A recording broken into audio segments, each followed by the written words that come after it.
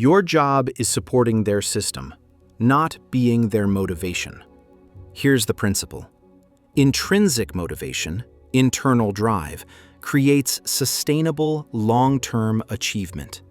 Extrinsic motivation, external pressure and rewards, creates dependence and fragile commitment.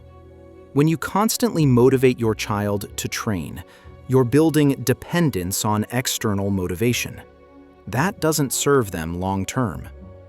Your job is helping them build systems and internal drive, not being their daily motivator. Question: do you find yourself constantly motivating your child to practice, or do they have internal drive? Comment honestly. Let me show you the difference. External motivation approach. Come on, you need to practice. Remember your goals. If you don't work, others will get ahead. Daily pushing and reminding. System building approach.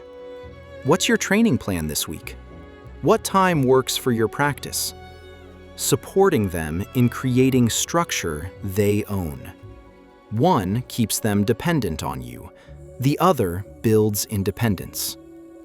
Research on motivation clearly shows children who develop self-determined motivation, internal drive, show greater persistence, resilience, and long-term achievement than children whose motivation depends on external pressure or rewards.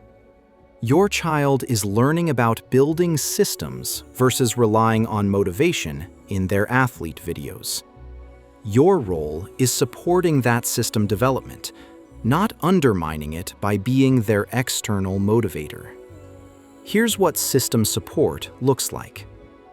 Help them create structure. What days and times will you practice? Let them design it. Hold them accountable to their system. You said you'd practice today at 4 p.m. Is that still the plan? Not, you should practice. Let natural consequences teach. If they don't follow their system, performance suffers. That's information they need to experience. Don't rescue them from their choices.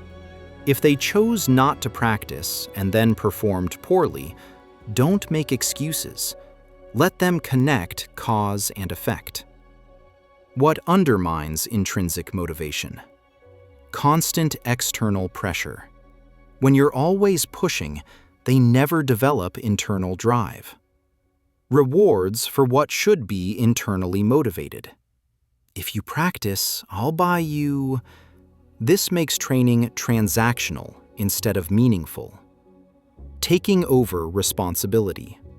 When you manage their schedule, their equipment, their planning, they don't learn self-management.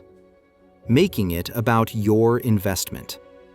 After all we pay for, makes them training for you, not themselves. Remember from Stage 1, Video 1 about loving the game? Internal motivation grows from enjoyment and personal meaning, not from external pressure. If you've been the constant motivator and want to shift to system support, this transition can be uncomfortable. They might not practice as much initially. That's okay. They're learning self-management. Short-term dip for long-term gain. If co-parenting with someone who constantly externally motivates, you can't change their approach. But during your time, support systems and internal drive.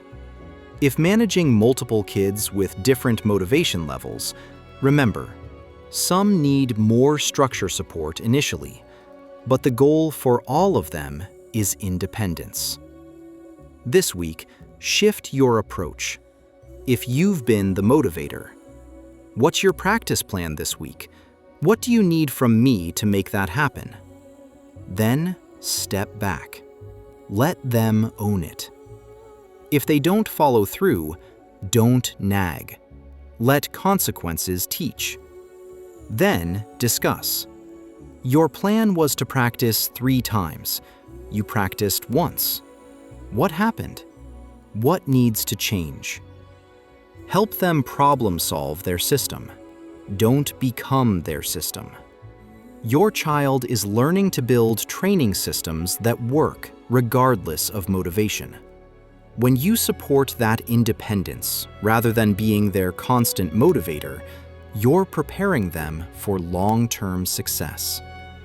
Your job is supporting their system, not being their motivation. Build independence.